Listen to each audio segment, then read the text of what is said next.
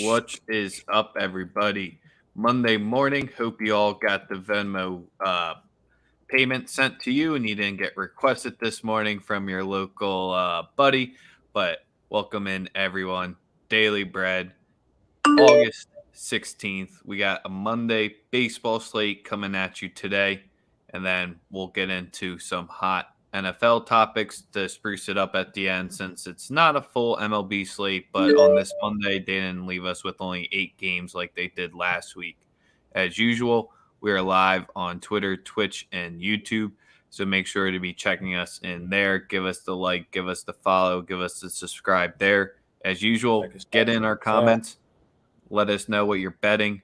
Let us know what your question, your angle is. I don't know if you just want to drop some funny shit in there as well. We're always about that. But Sosa, how you doing today? Oh, man, you already know I can't complain. Another good day in the books. Another good day against the books. I can't complain at all.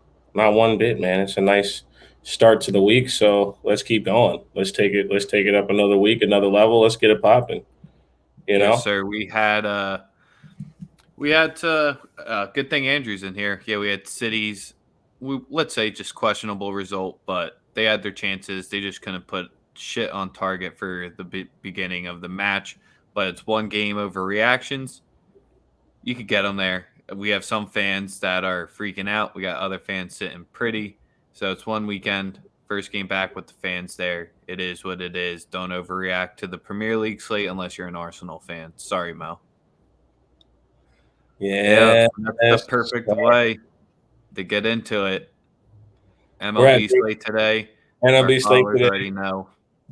is looking skittish, but it is Matt Harvey Day, and I am going to definitely roll with the fucking Tampa Bay Rays today. The number's low though. Everything's low. Like everything's juiced. -1.5 is at -140. I think in that game I want to go first five. That's going to be just juice just as well. That's kind of where I want to go first five total. Oh, total. First That's five a good way to total. get off it. Over 4.5, -125. I like the value. And I don't really trust either pitcher. What up, Akbar? What's the deal, my guy? Yeah, man, that's what I'm looking at. Well, with McHugh, that just is it's just a bullpen day for them. So Exactly. The Rays, there's kind of like one of the teams that you could potentially rely on, but it's the bullpen at the end of the day. You're basically not holding your breath, but I mean, the Rays have just dropped their last two against Minnesota, who's been a sneaky good team. We'll get into them recently, but Baltimore, I mean, they're 0-7 over their past 7 games. They're only averaging 3 runs in that stretch. So that's just kind of where if the O's end up getting you any runs, that's just beneficial at this point to that first half over because you're almost going to be relying on the Rays. Hopefully that reverse jinxes us and the O's come out firing tonight. But when you're only averaging 3 runs over your past 7, it's a bad time in Baltimore. Most certainly is a tough time right now, but they haven't been a good team all year.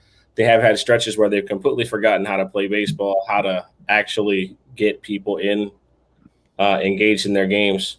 Keep seeing this everywhere now. Bro, listen, it's Matt Harvey Day has been a daily holiday in professional baseball all season. Like it's been a daily for holiday. a few seasons. Yeah, come on, man. He's been rocked left and right. Like, come on. Like the guy, but come on, cut it out. So that's your angle for that one. But let's talk about another team streaking and going in the wrong direction. The O's and the Cubs are both tied 11-game losing streaks. Just funny question. Who do you think ends it first, or do you see anything in the Reds Cubs game? It's just kind of who ends that streak first. Man, you got to go Reds again. You got to go Reds with the team total. I think that's the play. Reds team total over 5.5. I like that as the play in this game. Reds back at the crib. Miley's been solid. I don't have too much on this guy Steele, but either way, it would have to be that. Yeah, so in this one, it's Steele's. It's going to be a second start in the big leagues. He faced Milwaukee's last time out, and Miley at the crib has been something good, but it's just the numbers always juiced there because his team's 8-2, and it starts at the cribs. He's six and Absolutely. two overall. The over is surprisingly 7-3 in his starts. He has the 2.56 ERA, so that's where in the Reds they do hit in that park. So with you keying in on that team total where the Cubs are almost surrendering 5 runs at any given rate at this point. I know they only got Miami only got the 4 yesterday, but still, This if you look at all Miami. their recent results, they're like 4 is the floor. Absolutely. Yeah, I like the. Although last Monday in a very precarious spot against Cleveland, they got smacked. But that was just a one-off game. Remember, that was like a makeup Yeah. game. So I expect Cincinnati to come out locked in this one. And when they're listed as favorites from minus 175 to minus 250 range, they're 7-0 this season. So the books get it right. The Reds have yet to face that big one. So you can always think Woodard can find its level today. Cubs end that 11-game streak. If you just want to be full contrarian, wild man, go for it. We're just on the team total here, so we'll be happy if that cashes for you. Yeah, absolutely. All right, so we got the two worst teams on the board today out of the way. So let's talk some good baseball and what else you liking on today's slate. I like a prop in the Atlanta Braves game. That's Ozzy Albies to get 2 hits at plus 145. He's been on an absolute tear. This Atlanta team has surprised me a lot just based on how well they performed offensively since Ronald Acuna went out of the lineup. I thought it was a death sentence. They've picked it up. They've made good ancillary moves. At some particular juncture, their starting rotation is going to start to click to some extent. And I'm not saying they're going to start dominating teams, but I do believe at some juncture they'll start performing better. The hitting's there. Freeman's locked in. Albius is locked in. The entire the team is hitting the ball really well. I like them against. I like them to continue to do that. But I also like them on the run line today. I like the Atlanta Braves on the run line with Toussaint on the mound at minus 1.5, plus 106. Give me Atlanta, the Atlanta Braves on the run line at minus 1.5. The bats stay hot, and they continue to play well. We got you coming up next with that comment, but I got to play in this game as well. And just to back up your trend right here, we don't like road favorites. I mean, they can make you money at sometimes, and the Braves have been decent road favorites when they're sitting at this, like, I call it like a middle road favorite. It's not too heavy. They're 12-5 when it's minus 125 to minus 175. So the books get it right, but both teams are hot right now. They both have 3 consecutive wins right here, and the Marlins, they're 3-6 when they're on hot streaks. So you usually look to back teams when they're on the hot streaks, but with the Marlins, relatively not a great team by any means. So when they get hot, I mean, it happens in baseball, but they haven't been teams that have been stacking it in that point. But I like the over here because when both teams get hot, when both teams are riding 3-game win streaks, the over is 8-4 in the Braves games, and the over is 6-2 in the Miami game. So it just seems like when these teams do get hot, it's because their bats are clicking. It's not more reliant on their starting pitchers. The only thing that worries me with this spot is Garrett at home in his 3 starts. All 3 have gone under. So this is where water finds its level. We're going to hit the over 8.5 in today's game. Over 8.5 at minus 110. I like it. And we'll roll with that for certain. This is a game. This is also a game where we got to that one betting Joe's, but go ahead, Sosa. Sorry. I was also looking at this for no runs first inning. No runs first inning. Braves Marlins minus 115. So we're going the double up. Triple up. We're going the no runs first inning and the over. All right. Yep. And Atlanta on the run line in one game. We've done it before. All of them are going to hit. We've done it before. So those are 3 looks for. That's our first triple up in 2 weeks. Never planned. If you remember those triple ups when we're on vacation week. But so let's get to the Angels game today. Do we have to? Garrett Cole's back. I So mean, yes, we have to. I am. Man, it's a tough spot for me because coming back, I don't know how he's going to look off of COVID. I believe he hasn't because I didn't really cap this game. It was a stay away from me, but I will. I am looking. Let me get my. Yeah, who you can get the +1.5 at +115 in this game to be back in the Angels with Suarez on the mound. So I think that's the angle he's definitely looking at when that plus money run line always catches your eye. And Cole coming back. I mean, he's the last time he pitched was the 29th against Tampa, and he got shelled. Correct. Did not look good. I think his last 2 starts, he wasn't too good. Took an L against Boston, L against Tampa.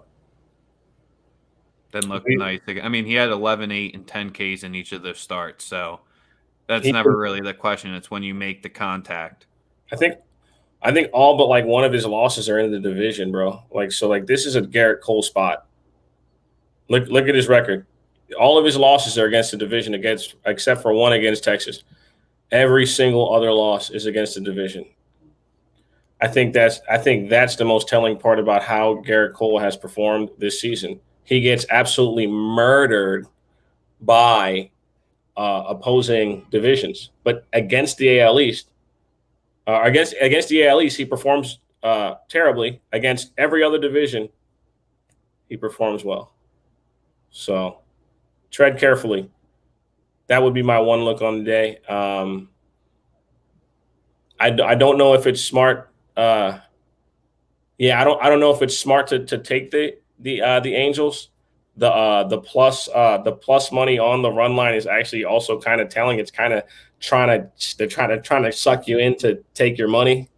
I think Garrett Cole comes out tonight and is lights out. To be totally honest, I think he understands the moment. He's pitched in big games. He knows that if he comes back and can be dominant, this team can make a run.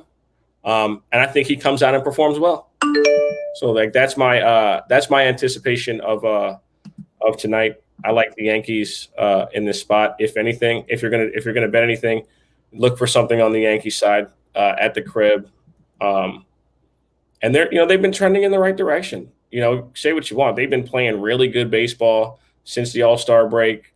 Even That was a nice series win against Chicago. I hope Cassius is here right here after we gave the White Sox their props. They dropped the series. They dropped 2 series in a row now. So I don't know if it was just the Daily Bread curse or whatever, but he brought it up, and then it is what it is. And Jesus Christ. So as usual, make sure you be hopping in our comments with your plays. Yeah, we do got something going today to make sure. Potential rain delay in the Cincy game is the one thing Kingspitz is hitting us up with. I mean, he's a good meteorologist if he's going to be telling us what's in 7 hours, but I know the tennis tournament is being delayed there. I'm on my Howard from Uncut Gem shit. All in one game, man. Angels total at 3. The Angels total is at 3 for a reason, my brother. For a reason.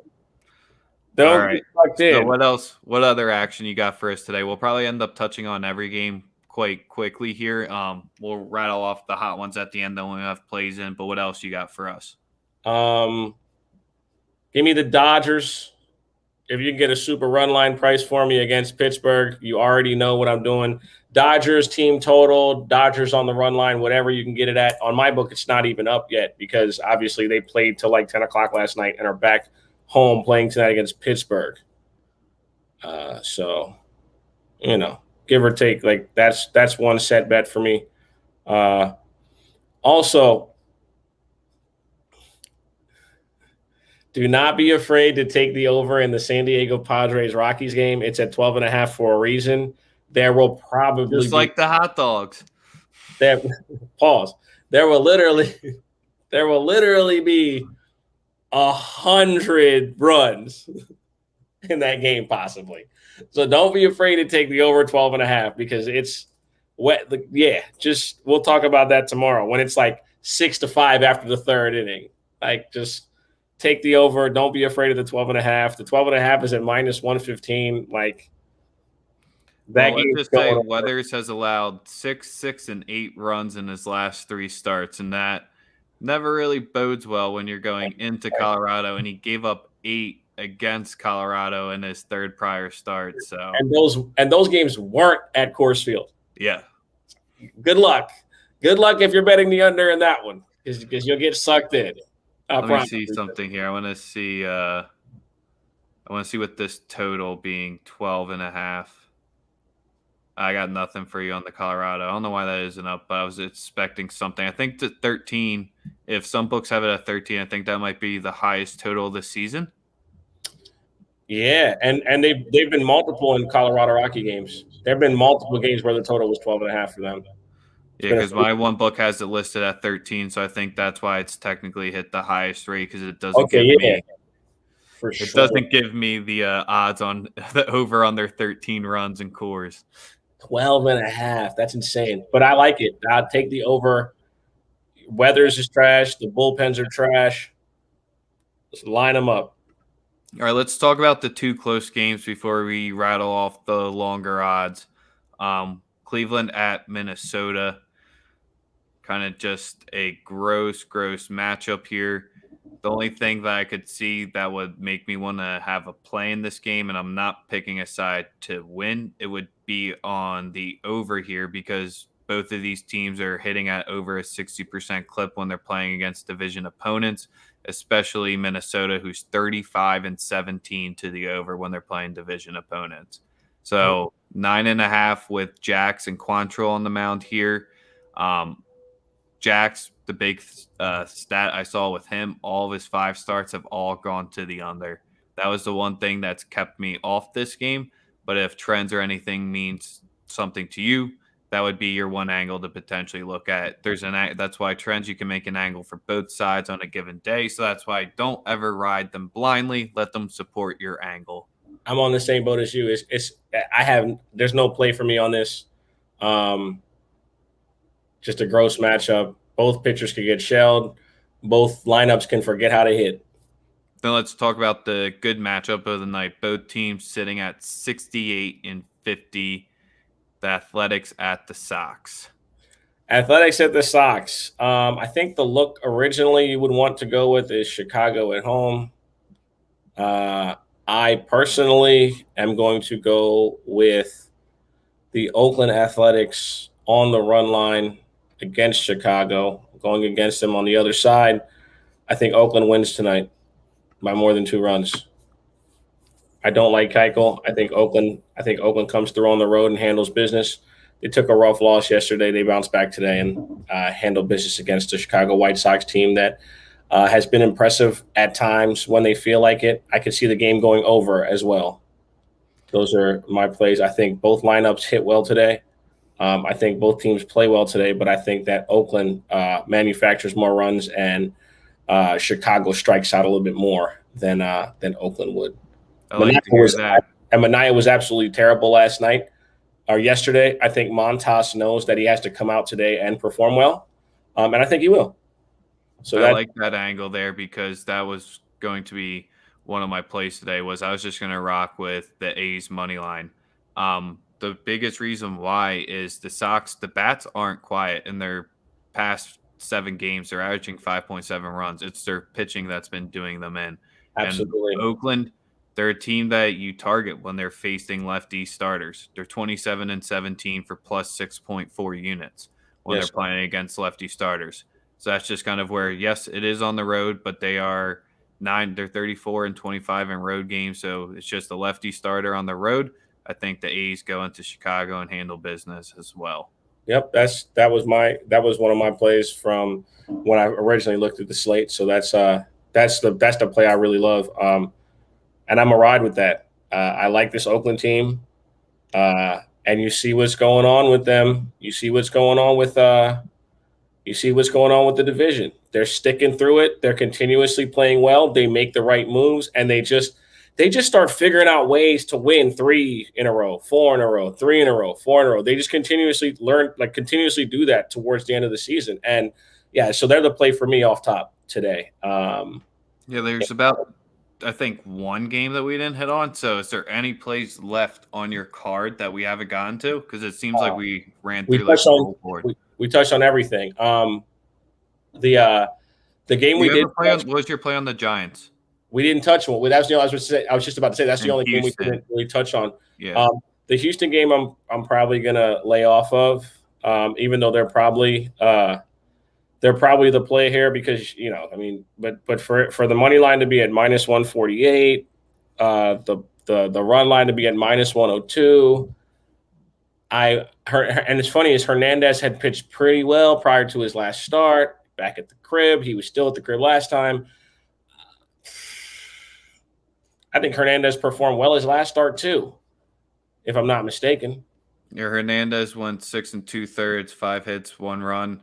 The only thing I saw in this one, but was enough to convince me to play it, just staying off on the travel Monday day, is an Odorizzi's road starts. The over's 5-2 in this game, so that was really the only convincing angle. But when I looked into it further, it wasn't anything to see really.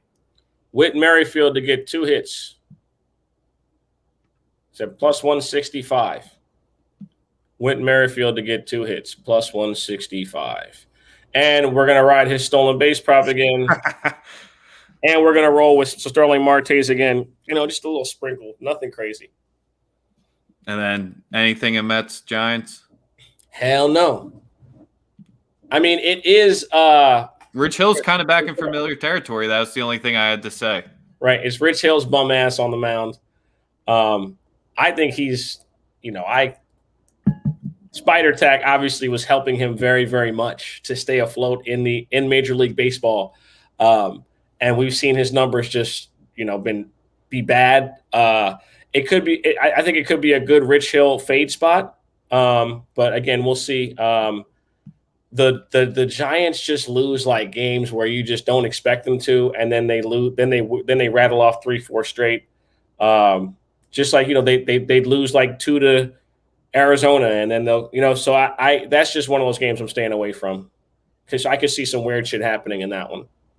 I mean, yeah, the Giants are they've won like 8 of their past 9 or 7 of the past 8, and the Mets are just coming off a fresh sweep of the Dodgers, and that was at home. Now they have to travel out west to face at the Giants and then at the Dodgers. So, and it sounds like an easy fade too, right? It sounds like an easy fade. Like they traveled last night, they got to but again, I could just see some janky shit happening.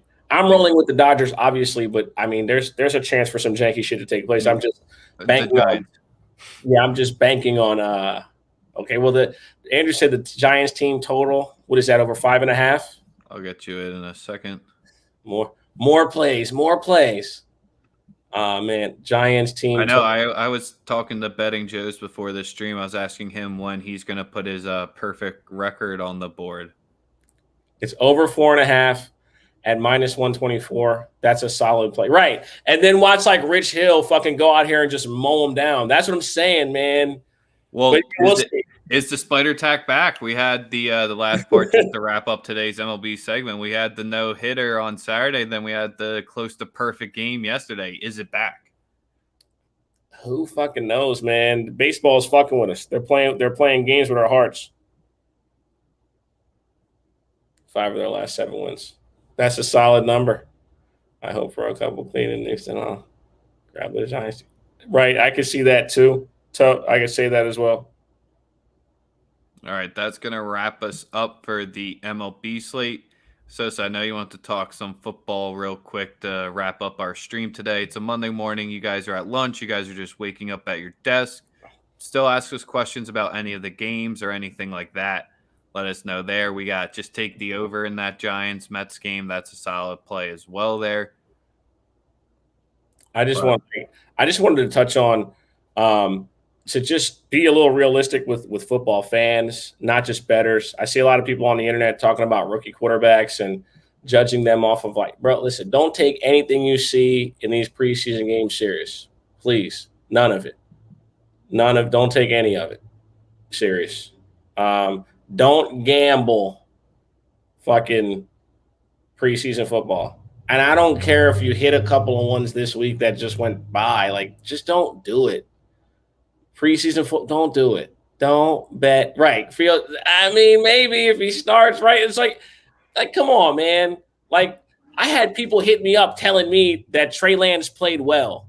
And then I rewatched the game, and he didn't. Like, he did not play well. He threw one really deep pass that looked good, but there's a little duck on that deep throw. It wobbled a little bit. No, it didn't. Yeah, it did. No, it didn't. I swear on my life. I watched it again this morning. That had a wobble on it. No. A little bit underthrown as well. No. It was a route play. The scheme fitted up perfectly. He just dropped it in. Now the ball wobbled. Now it's the scheme. There we go. No, it was a perfect watch it. You watch it over, you'll see the scheme put it perfectly there, and the ball wobbled. It wasn't a nice tight spiral, is all I was saying. Yeah, and like I said, if you're betting preseason football, summer league basketball, you're a better man than me. I just don't know how to even.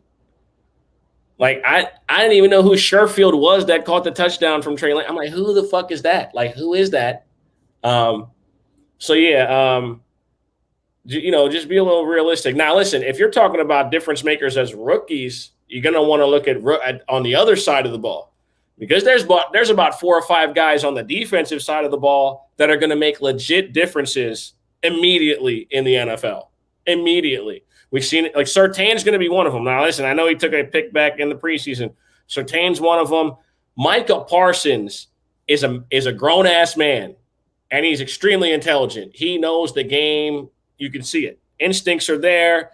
The way he reacts is there. It's crazy, man. Absolutely amazingly talented. And it's wild how far he dropped, too. Like, he would make a difference on any of those teams that got him earlier. I'm just stopped buying stock into Penn State players that are under Franklin, because they just break my heart because they go within the division, him and Saquon. So, yeah, and screw Penn State. But, yeah, Parsons, the only thing that was sketchy, but every single player had it, was the 40 times were all unreal this year because, I mean, their own team and their own organization clocked their 40 times. No shit, there's going to be a few seconds shaved off because he put like a 4.2 out there. But when you're watching him, it's like, all right, he's like pretty damn close to that 4.2 speed. He's fast as fuck, dude. And the thing is, it's the play recognition. The instincts are next level. He can be beat on a play and still make up for it. And that's the mark of an elite player on defense. So I've been impressed by what I've seen just from like an identifying play recognition, and just his ability is shown already. Even though it's preseason, I know it's preseason, but it's like he pops out on the tape. You see it. You know what I mean? You really see the shit. So it changes when you see it. You know, it's certain guys that when you watch the tape, you're like, okay, this motherfucker is different. You see Chase Young play, and you're just like, okay, yeah, I don't know where he came from, but he's different. You know what I mean? Face those two guys twice. That's gonna be fun this year. Oh man, but Chase Young is a whole different ball game. Like, I've run out of superlatives, man. I think he's LeBron James on a football field. I really mean that. I really mean that when I say it. He's like that. I know it's your division, and you're not supposed to say good things about him, Rex. No, those two are the two guys that I respect on the other squads that are it's just unreal. I'm dead ass. If you try to hate on it, you're just a hater at that point, and you don't know the game. Maybe I'm a little partial because because of what he did to the Niners. Dog, he single-handedly beat the 49ers by himself last year.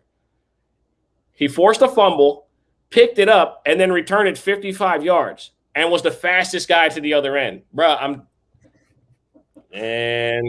that motherfucker. You wanted to hit on probably, I guess, the biggest media topic, or the biggest one right now, the Saints quarterback. Yeah, man. I think Jameis is the quarterback. I think Taysom Hill is a good guy for, slot plays and shit like that, and maybe bringing him in for that read option shit. But I believe it should be Jameis Winston. I think that the talk about Jameis being bad is really bullshit. But again, we'll see. I'm just waiting to see how it breaks down or how it ends up coming about. But I believe that if Sean Payton's smart, Winston will be the starter.